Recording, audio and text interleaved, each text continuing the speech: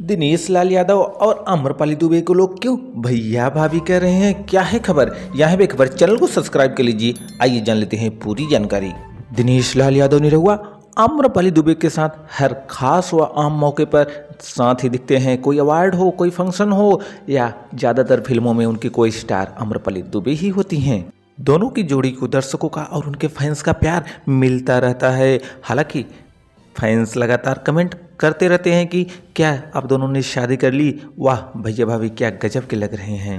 वहीं आम्रपाली दुबे की अगर बात की जाए तो आम्रपाली दुबे अभी तक शादी नहीं की है और जब उनसे इस बारे में बात की जाती है, पूछा जाता है तो आम्रपाली टाल मटोल कर देती हैं और खुलकर कुछ कभी नहीं कहती हैं। वहीं अगर दिनेश लाल यादव निरहुआ की बात की जाए तो निरहुआ की शादी सन 2000 में हो चुकी है। मनसा देवी उनकी पत्नी का नाम है। साथ ही दिनेश लाल यादव के 3 बच्चे भी हैं।